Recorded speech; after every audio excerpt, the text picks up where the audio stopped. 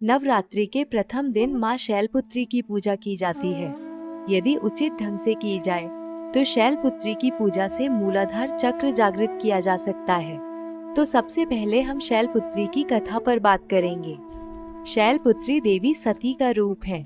सती प्रजापति दक्ष की कन्या थी। उनका विवाह महादेव शिव के साथ हुआ।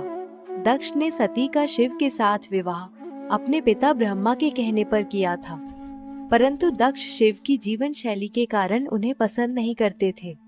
एक बार दक्ष ने एक बहुत बड़े यज्ञ का आयोजन किया। इस यज्ञ में दक्ष ने शिव जी को आमंत्रित नहीं किया। जब सती को ज्ञात हुआ कि उनके पिता ने एक ऐसे यज्ञ का आयोजन किया है जिसमें सभी देवी देवता आमंत्रित हैं, तो उन्होंने भी शिव जी के सामने पिता के यहाँ जाने की इच्छा व्यक्त की। परंतु शिव जी ने कहा कि एक विवाहिता को उसके पिता के यहाँ बिना निमंत्रण के नहीं जाना चाहिए। सती फिर भी जाने का हठ करती रही। सती की अपने घर जाकर सबसे मिलने की व्यग्रता देख शिव जी ने उन्हें जाने की अनुमति दे दी। जब सती पिता के घर पहुंची तो माँ के अतिरिक्त किसी ने भी उन्हें स्नेह और आदर नहीं दिया। यहाँ तक कि यज्ञ में शिव जी का भाग भी नहीं निकाला गया। जब सती ने पिता दक्ष से इसका कारण पूछा तो दक्ष ने उत्तर दिया कि शिव वाघांबर धारण करता है, मुंडियों की माला पहनता है, वो देवताओं के साथ बैठने योग्य नहीं है।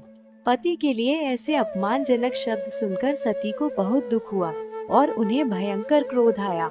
उन्हें समझ आ गया था कि शिव जी की बात न मानकर उन्होंने बहुत बड़ी गलती की है। भयंकर क्रोधाग्नि में सती ने स्वयं को उसी क्षण समाप्त कर दिया। इस भयावह घटना को सुनकर शिव जी ने अपने गणों को वहां भेजा और यज्ञ को पूर्णतया विध्वंस करा दिया। शिव जी क्रोध में आकर तांडव करने लगे और सती के शरीर को लेकर सभी दिशाओं में भ्रमण करने लगे। संपूर्ण ब्रह्मांड इस दृश्य को देख भयभीत हो गया। तब भगवान विष्णु ने सती के शरीर के टुकड़े कर दिए। ये टुकड़े जिन स्थानों पर गिरे वो स्थान ही आज शक्तिपीठ कहलाते हैं। माता सती ने अगला जन्म शैलराज हिमालय की पुत्री के रूप में लिया, इसलिए ही उनका नाम शैलपुत्री पड़ा। उन्हें पार्वती और हेमवती भी कहा जाता है। तो यह थी माँ शैलपुत्री की कथा। अब आइए पूजा विधि जानते हैं। नवरात्रि का शुभारंभ कलश स्थापना के साथ किया जाता है। यह कलश 9 दिन तक स्थापित रहता है। इसके लिए सबसे पहले एक लकड़ी की चौकी को साफ करके इस पर लाल रंग का कपड़ा बिछाएं। इस चौकी पर माँ दुर्गा का चित्र रखें। अब किसी मिट्टी के पात्र अथवा गमले में मिट्टी डालकर जौ के कुछ बीज बो दें। इस पात्र में थोड़ा पानी डाल दें। अब एक तांबे का कलश लेकर इस पर कलावा या मौली बांध दें और कलश पर तिलक लगाएं। इस कलश में गंगा जल भरकर कुछ चावल के दाने, सुपारी और दूर्वा घास डाल दें। कलश के किनारों पर 5 आम के पत्ते रखें और कलश को ढक दें। अब एक नारियल को एक साफ लाल रंग के कपड़े में लपेटकर इसे भी कलावे से बांध दें। इस नारियल को कलश पर स्थापित करें। अब लकड़ी की चौकी पर माँ के चित्र के बराबर जौ वाला पात्र रखें और उस पर कलश स्थापित कर दें। इस कलश को 9 दिन तक ऐसे ही रहने दें और जिस मिट्टी के पात्र या गमले में आपने जौ बोया है उसे प्रतिदिन थोड़ा थोड़ा पानी देते रहें। यदि आपके लिए संभव है तो नवरात्रि के 9 दिन माँ के सामने अखंड ज्योति प्रज्वलित करें। इसके पश्चात एक छोटे से हवन कुंड में एक छोटे कंडे के टुकड़े को जलाकर रखें। इसमें थोड़ा कपूर डाल दें। 2 लौंग लेकर घी में डुबोकर और सुपारी कंडे की अग्यारी में अर्पित करें। साथ ही रोली और चावल से तिलक करें। अब पूजा में फल और मिठाई का भोग लगाएं। कुछ लोग प्रथम दिन से दुर्गा सप्तशती के अध्यायों का पाठ करते हैं। यदि आप भी इस प्रथा का अनुसरण करते हैं तो इसे अवश्य करें। प्रतिदिन माँ दुर्गा के कवच का पाठ करना बिल्कुल न भूलें। ऐसा करने से माँ का आशीर्वाद सदैव आप पर बना रहेगा। इसके पश्चात व्रत का संकल्प लें। तत्पश्चात शैलपुत्री के मंत्र का एक माला जप करें। माला में मोतियों की संख्या 108 होनी चाहिए। माँ शैलपुत्री का मंत्र इस प्रकार है: ओम शम शैलपुत्री देव्यै नमः। इस मंत्र का 108 बार जप करें। माँ शैलपुत्री आयु, सौभाग्य और प्रकृति की देवी हैं। इसलिए माँ से प्रार्थना करें कि आपके घर में सौभाग्य बना रहे और सभी को लंबी आयु और स्वस्थ जीवन की प्राप्ति हो। अब आरती करके क्षमा याचना करते हुए पूजा का समापन करें। संध्या के समय में भी आरती करें और इसके साथ समाप्त होती है नवरात्रि के प्रथम दिन की पूजा विधि। नवरात्रि का दूसरा दिन समर्पित है माँ दुर्गा का दूसरा स्वरूप ब्रह्मचारिणी को। तो आरंभ करते हैं माँ ब्रह्मचारिणी की कथा के साथ। ब्रह्म का अर्थ है तपस्या और चारिणी का अर्थ है आचरण करने वाली। माँ ब्रह्मचारिणी ने अपने पूर्व जन्म में पूरे जीवन तपस्या की। उनकी घोर तपस्या के कारण ही वो ब्रह्मचारिणी के नाम से जानी गई। इसलिए ब्रह्मचारिणी को तपस्या, ज्ञान और वैराग्य की देवी माना जाता है। अपने पूर्व जन्म में देवी ब्रह्मचारिणी ने हिमालय की पुत्री के रूप में जन्म लिया और महादेव शिव को पति के रूप में प्राप्त करने के लिए घोर तपस्या की। ब्रह्मचारिणी ने 1000 वर्ष केवल फल और फूल का आहार करके व्यतीत किए। 100 वर्षों तक केवल शाक खाकर जीवन व्यतीत किया। 3000 वर्षों तक केवल टूटे हुए बिल्व पत्र अथवा बेल पत्र का आहार करके शिव जी के ध्यान में लीन रही और इसके बाद बेलपत्र खाना भी त्याग दिए और निराहार एवं निर्जल होकर महादेव की तपस्या करती रही। पत्रों का त्याग करने के कारण ही उनका नाम अपर्णा भी पड़ा। जीवन के बहुत से दिन देवी ब्रह्मचारिणी ने खुले आकाश के नीचे व्यतीत किए।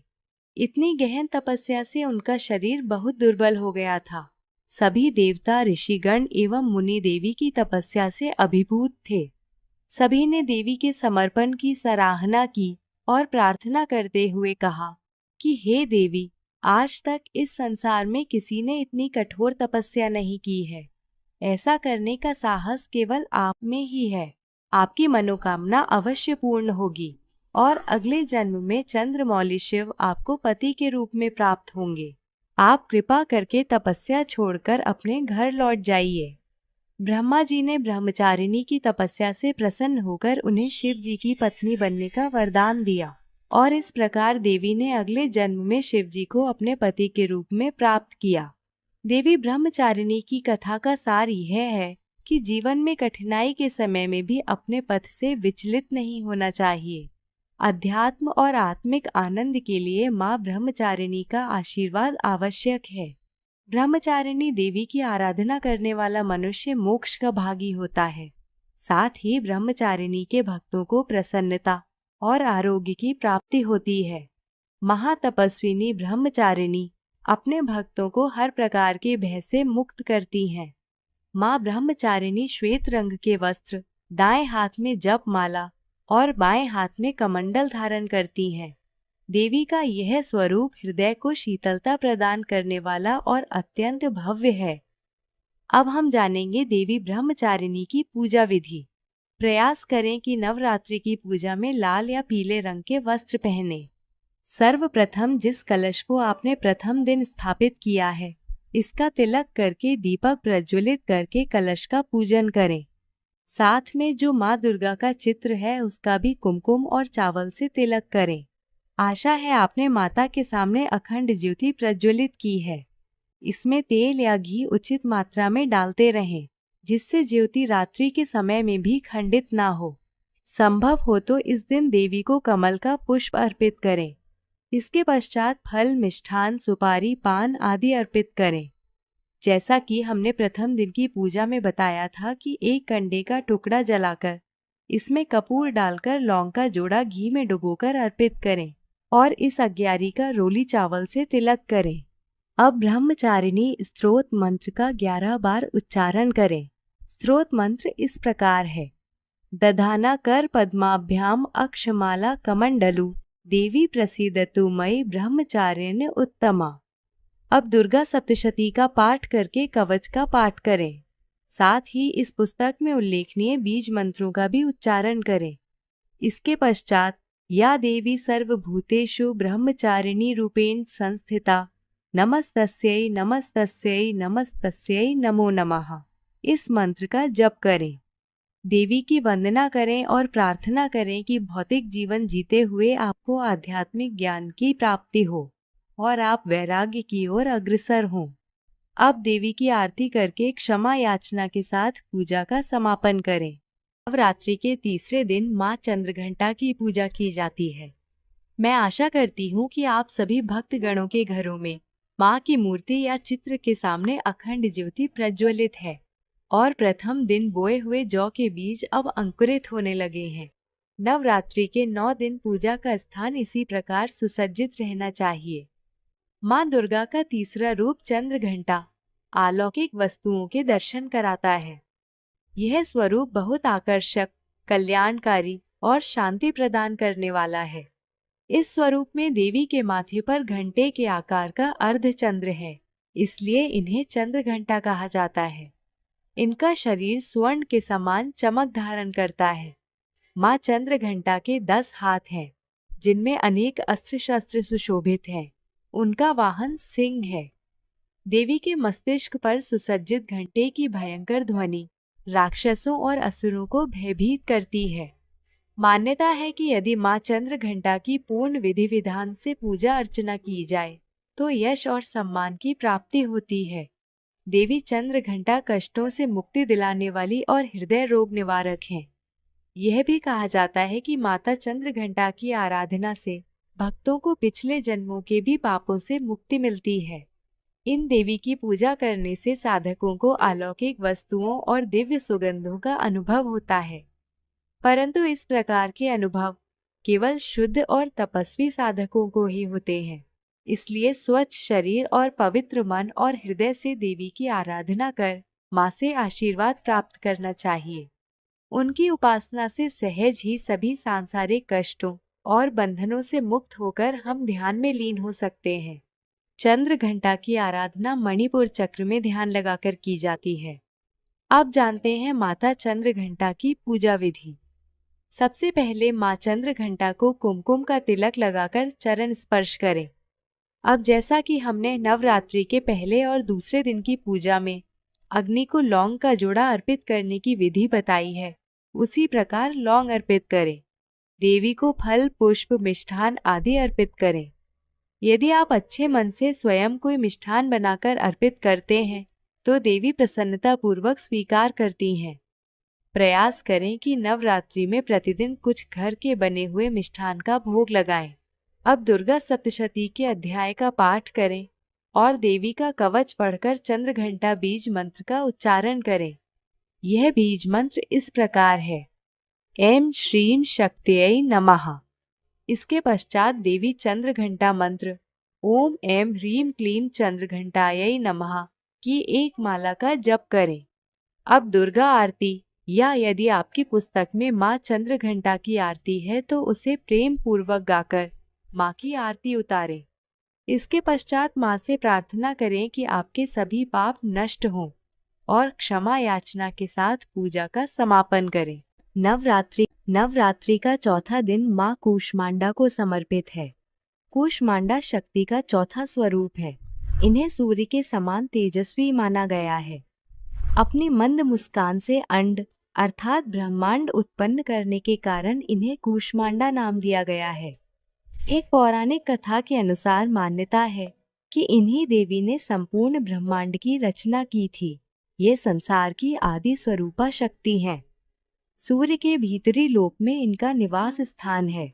वहाँ निवास करने का साहस और क्षमता केवल देवी कूष्मांडा में ही है। इसलिए इनके शरीर की कांति सूर्य की भांति चमकने वाली है। 10 दिशाओं में देवी कूष्मांडा का तेज अलौकिक है। कहा जाता है कि ब्रह्मांड में उपस्थित सभी प्राणियों में जो तेज विद्यमान है वो इनकी केवल छाया मात्र है। देवी कूष्मांडा की 8 भुजाएं हैं, जिनमें से 7 भुजाओं में क्रमशः कमंडल, धनुष, बाण, कमल, पुष्प, अमृत, पूर्ण कलश, चक्र तथा गदा है और 8वीं भुजा में सिद्धि और रिद्धि प्रदान करने वाली जप माला है। इनकी सवारी सिंह है। साधक को माँ कूष्मांडा की आराधना के लिए अनाहत चक्र में ध्यान केंद्रित करना होता है। इनकी उपासना से सभी प्रकार के रोग, कष्ट आदि का विनाश होता है और यश, बल, आरोग्य और आयु में वृद्धि होती है। यदि विधि विधान से पूजा की जाए तो माँ कूष्मांडा के आशीर्वाद से साधक को उनकी कृपा का अनुभव होने लगता है। अब जानते हैं माँ कूष्मांडा की पूजन विधि। प्रतिदिन की भांति कलश की पूजा कर माँ कूष्मांडा को प्रणाम करें और धूप एवं दीप प्रज्वलित करें। यदि संभव हो तो पूजा के लिए अनेक रंगों वाला आसन प्रयोग करें। इसके पश्चात माँ को जल, पुष्प, फल और मिष्ठान अर्पित करें और प्रतिदिन की तरह अग्यारी प्रज्वलित करके लौंग और सुपारी अर्पित करें। यदि घर में किसी सदस्य को रोग है तो इस दिन की पूजा का विशेष महत्व है। अब माँ कूष्मांडा के बीज मंत्र का उच्चारण करें। ऐं ह्रीं देव्यै नमः माँ कूष्मांडा का बीज मंत्र है। अब कूष्मांडा के मंत्र का जप करें जो इस प्रकार है। ओम ऐं ह्रीं क्लीं कूष्मांडायै नमः। इसके पश्चात आरती करें। माँ से प्रार्थना करें कि आपको निरोगी काया और शुद्ध मन प्राप्त हो और आप उनकी उपासना में लीन रहें। अब क्षमा याचना के साथ पूजा का समापन करें। उत्तर प्रदेश के कानपुर शहर के पास माँ कूष्मांडा का प्राचीन और विचित्र मंदिर है। यहाँ माँ लेटी हुई मुद्रा में है। इस मंदिर में कूष्मांडा की पिंडी से लगातार जल बहता रहता है। कहा जाता है कि इस जल को पीने से कई तरह की बीमारियां दूर हो जाती हैं। इस मंदिर में माँ कूष्मांडा की पिंडी कितनी पुरानी है, यह कोई नहीं जानता। कहा जाता है कि इसकी प्राचीनता की गणना करना मुश्किल है। नवरात्रि का 5वां दिन माँ दुर्गा का 5वां रूप स्कंद माता का है। दुर्गा माँ का यह रूप कार्तिकेय की माँ है। कार्तिकेय देवासुर संग्राम में देवताओं के सेनापति थे। कार्तिकेय का एक नाम स्कंद भी है, इसलिए दुर्गा माँ का यह रूप स्कंद माता कहलाता है। कार्तिकेय को कुमार, मुरुगन, सुब्रमण्य आदि नामों से भी जाना जाता है। अनेक स्थानों पर स्कंद माता और उनके पुत्र कार्तिकेय की पूजा साथ में की जाती है। ऐसा कहा जाता है कि स्कंद माता की पूजा से मोक्ष के द्वार खुल जाते हैं। इसलिए मन को पवित्र रखते हुए एकाग्र भाव से स्कंद माता की आराधना करके उनकी शरण में जाने का प्रयत्न करना चाहिए। स्कंद माता की 4 भुजाएं हैं। दाईं ओर ऊपर की ओर संकेत किए हुए नीचे वाली भुजा में कमल है। बाईं ओर ऊपर की भुजा में वर मुद्रा और नीचे की भुजा में जिसकी दिशा ऊपर की ओर है, इसमें भी कमल है। स्कंद माता कमल के आसन पर विराजित हैं, इसलिए इन्हें पद्मासना भी कहा जाता है। कमल के साथ देवी का यह स्वरूप सिंह पर भी विराजमान है, इसलिए स्कंद माता का वाहन सिंह भी है। स्कंद माता के विग्रह में कार्तिकेय जी बाल रूप में उनकी गोद में विराजमान है। कहा जाता है कि स्कंद माता की उपासना से कार्तिकेय देव की उपासना भी हो जाती है। इन देवी की उपासना अलौकिक तेज और कांति प्रदान करने वाली है।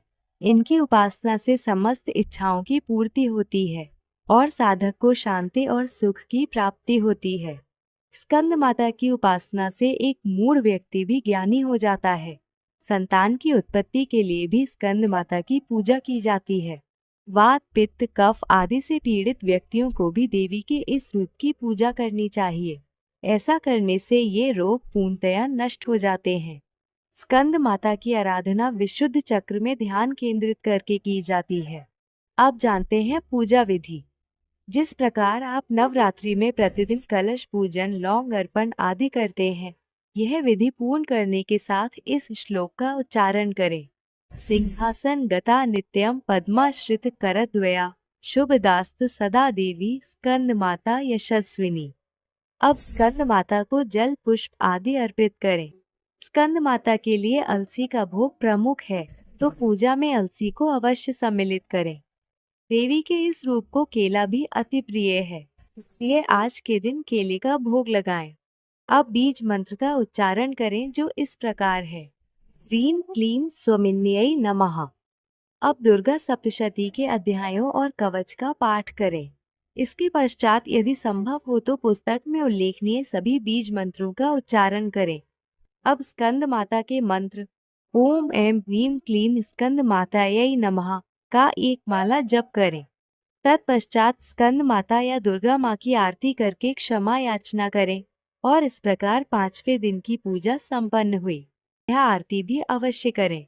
देवी कात्यायनी कौन है, इनकी कथा और पूजा विधि जानने के लिए इस वीडियो को अंत तक देखिए। तो आइए सबसे पहले माँ कात्यायनी की कथा जानते हैं। कत नामक एक प्रसिद्ध ऋषि थे। उन्हें एक पुत्र प्राप्त हुआ जिसका नाम कात्य रखा गया। कात्य के गोत्र में ही विश्व प्रसिद्ध ऋषि कात्यायन ने जन्म लिया। कात्यायन ने वर्षों तक देवी पराम्बा की कठोर तपस्या की। उन्होंने प्रार्थना, इसलिए इन देवी का नाम कात्यायनी पड़ा।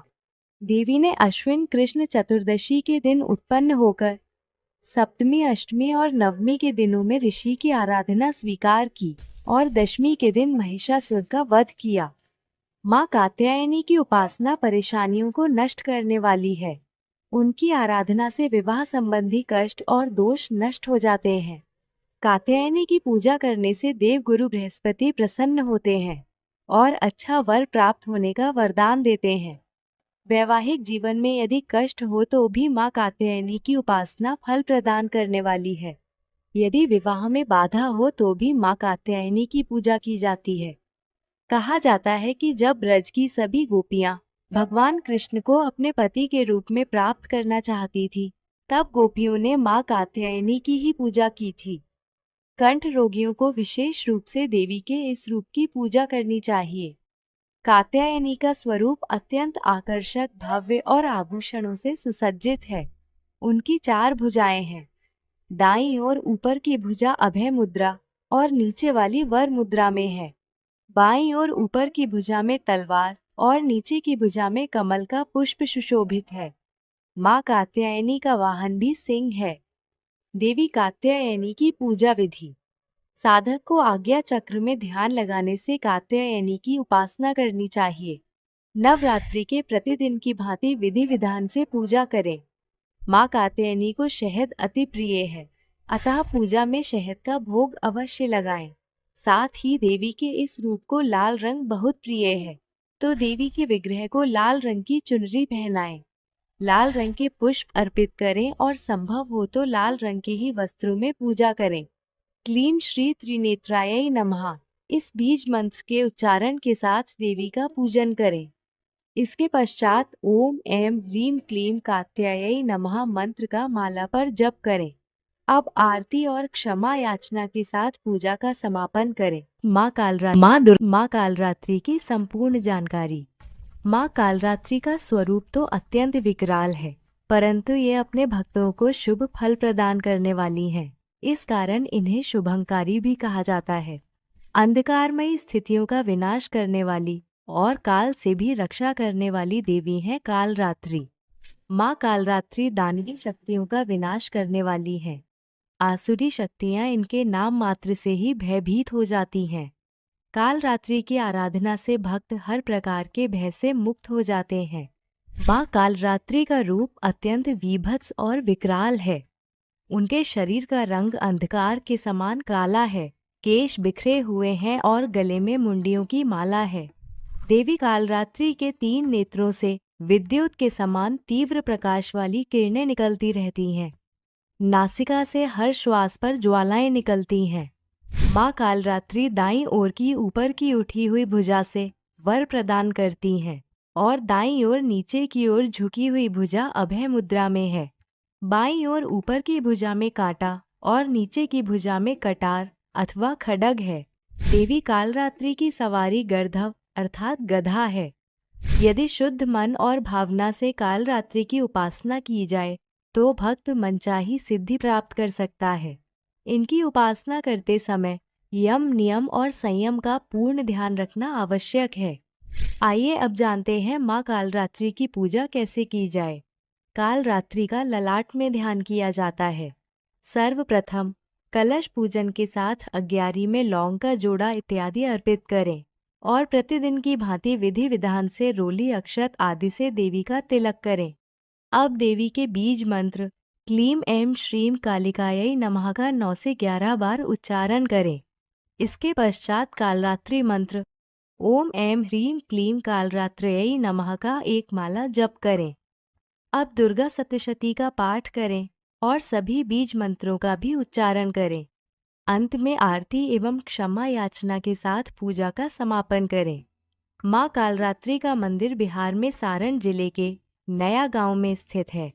अनेक स्थानीय श्रद्धालु यहाँ देवी के दर्शन करने हेतु आते हैं और देवी का ध्यान करके नकारात्मक शक्तियों के भय से मुक्त होकर काल रात्रि की भक्ति में लीन होकर जीवन व्यतीत करते हैं।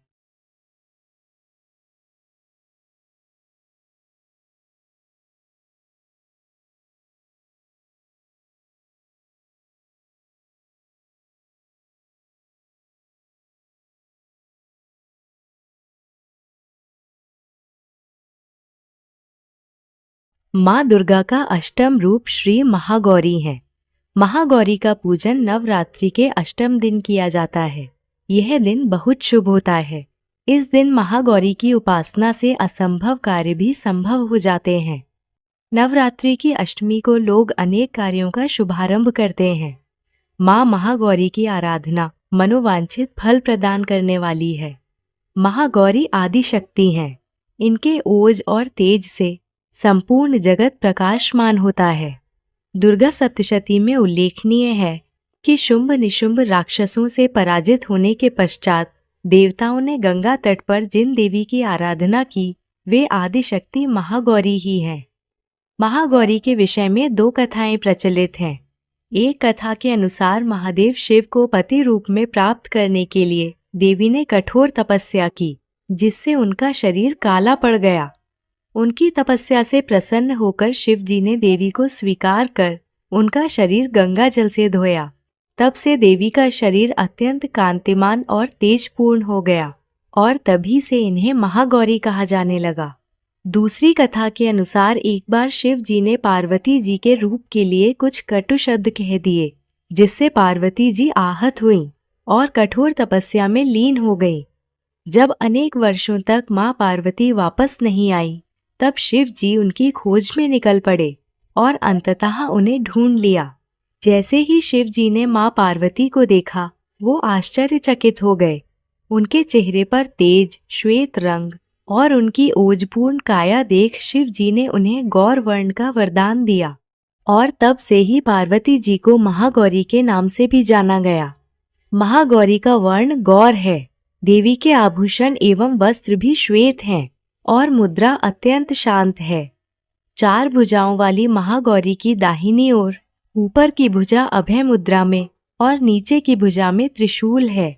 बाईं ओर ऊपर की भुजा में डमरू और नीचे की भुजा वर मुद्रा में है। देवी महागौरी का स्वरूप नेत्रों को सुख और शांति प्रदान करने वाला है। महागौरी की सवारी वृषभ अर्थात बैल है।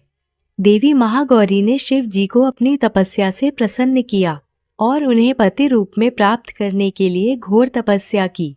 इसलिए विवाहित स्त्रियां अपने सुहाग की रक्षा की प्रार्थना के साथ अष्टमी के दिन महागौरी को लाल रंग की चुनरी, सिंदूर और सुहाग की अन्य वस्तुएं अर्पित करती हैं। महागौरी की उपासना कल्याणकारी है और भक्तों के सभी कष्ट हरने वाली है। इसलिए अष्टमी के दिन मां से प्रार्थना करनी चाहिए और शुद्ध मन से आराधना कर उनकी शरण में जाने का प्रयत्न करना चाहिए। महागौरी का ध्यान मस्तिष्क में किया जाता है। नवरात्रि के प्रतिदिन की भांति विधि विधान के साथ पूजा करके या देवी सर्वभूतेषु मां गौरी रूपेण संस्थिता नमस्तस्यै नमस्तस्यै नमस्तस्यै नमो नमः इस मंत्र का उच्चारण करें और यदि संभव हो तो इस मंत्र का माला पर जप करें। इसके पश्चात बीज मंत्र श्रीं क्लीं ह्रीं वरदायै नमः का उच्चारण करें और अब महागौरी मंत्र ओम ऐं ह्रीं क्लीं महागौर्यै नमः का एक माला जप करें। अब क्षमा याचना के साथ आरती करके पूजा संपन्न करें। संध्या आरती करना भी ना भूलें। नवमी अर्थात नवरात्रि का अंतिम दिन मां सिद्धिदात्री को समर्पित है। देवी का यह रूप भक्तों को सभी प्रकार की सिद्धियां प्रदान करने वाला है। मार्कंडेय पुराण में 8 सिद्धियों का उल्लेख मिलता है, जिनके नाम क्रमशः अणिमा, महिमा, गरिमा, लघिमा, प्राप्ति, प्राकाम्य, ईशित्व एवं वशित्व है। ब्रह्म वैवर्त पुराण में 10 सिद्धियों का उल्लेख है, जिनके नाम क्रमशः सर्वकामा वसायता, सर्वज्ञत्व, दूर श्रवण, परकाय प्रवेशन, वाक् सिद्धि, कल्प वृक्षत्व, सृष्टि, संहार करण सामर्थ्य, अमृतत्व और सर्वन्यायकत्व है।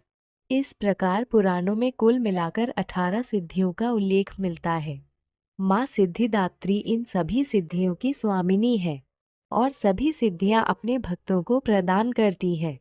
देवी पुराण के अनुसार सिद्धिदात्री की कृपा से ही महादेव शिव को सभी सिद्धियों की प्राप्ति हुई थी और इनकी कृपा से ही शिव जी का आधा शरीर देवी का हुआ, जिस कारण शिव जी अर्धनारीश्वर नाम से प्रसिद्ध हुए। धरती पर सिद्धिदात्री के रूप में प्रकट हुई थी। माँ सिद्धिदात्री का रूप अत्यंत सौम्य और आकर्षक है। इनकी 4 भुजाएं हैं। दाहिनी ओर ऊपर की भुजा में चक्र और नीचे की भुजा में गदा है। बाईं ओर ऊपर की भुजा में शंख तथा नीचे की भुजा में माँ कमल धारण करती है। उनके कंठ में दिव्य माला सुशोभित है। देवी का यह रूप कमल पर विराजित है और इनकी सवारी सिंह है। दुर्गा सप्तशती में अनेक स्थानों पर सिद्धिदात्री का उल्लेख मिलता है। एक कथा के अनुसार देवी ने स्वयं ही कहा है कि मेरे अतिरिक्त दूसरी कोई नहीं है, ये सब मेरी ही विभूतियां हैं। इसके पश्चात सभी देवियां देवी सिद्धिदात्री के शरीर में प्रविष्ट हो गईं। तब देवताओं और दानवों के युद्ध के चलते देवी और शुंभ राक्षस के मध्य भी भयंकर युद्ध छिड़ गया। शुंभ को अपनी ओर आते देख देवी ने त्रिशूल से उसकी छाती पर तीव्र प्रहार किया और उसे धरा पर गिरा दिया। इस प्रकार देवी ने शुंभ का वध किया, जिसके परिणाम स्वरूप समस्त संसार प्रसन्न चित्त हो उठा। नदियां अपने मार्ग पर बहने लगीं और उत्पात सूचक मेघ एवं उल्कापात भी शांत मुद्रा में आ गए। आइए अब जानते हैं कि माँ सिद्धिदात्री की पूजा कैसे की जाए। सिद्धिदात्री का ध्यान मध्य कपाल में किया जाता है। भक्तों को सिद्धिदात्री की पूजा पूरे विधि विधान से अपने परिवार के कल्याण हेतु करनी चाहिए। इनके वरदान से बुद्धि, सिद्धि, बल और सुख की प्राप्ति होती है और घर में प्रेम भाव का आगमन होता है। प्रतिदिन की भांति शुद्धता, स्वच्छता और पवित्रता का ध्यान रखते हुए विधि विधान के साथ कलश और देवी का पूजन करें। पूजा में सुगंधित पुष्प, खीर या हलवा और श्रीफल अवश्य रखें और देवी को प्रेम भाव से अर्पित करें।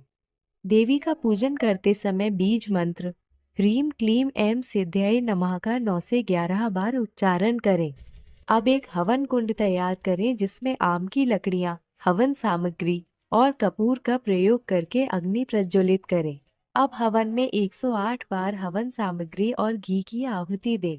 हवन करते समय माला पर देवी मंत्र ओम ऐं ह्रीम क्लीम सिद्धिदात्यै नमः का 108 बार जप करें और प्रत्येक मंत्र के पश्चात स्वाहा के साथ कुंड में आहुति दें। अंतिम मंत्र पर कुंड में नारियल और घी की पूर्ण आहुति देकर हवन संपन्न करें। चूंकि यह नवरात्रि का अंतिम दिन है, इस दिन दुर्गा सप्तशती के अध्याय का पाठ और पुस्तक में उल्लेखनीय बीज मंत्रों का उच्चारण अवश्य करें और संभव हो तो माँ दुर्गा का भजन कीर्तन भी करें। अब क्षमा याचना और आरती के साथ पूजा का समापन करें। यदि आपने 9 दिन का उपवास किया है तो माँ से प्रार्थना करें कि आपको सदैव ही इस भक्ति भाव से माँ ओतप्रोत रखें। इस दिन अच्छा भोजन बनाकर माँ को भोग लगाएं और सर्वप्रथम 9 कन्याओं एवं एक बालक को भोजन कराएं। तत्पश्चात उनका तिलक कर उन्हें दक्षिणा दें। अब देवी को प्रेम भाव से स्मरण करके यह भोजन स्वयं ग्रहण करें और इस प्रकार आपका नवरात्रि उपवास और पूजा संपन्न हुए। जो जौ के बीज प्रथम दिन बोए थे वो गमला अगले दिन चौकी से हटाकर घर में कहीं और रख दे और चौकी को पूर्णतया हटा दें।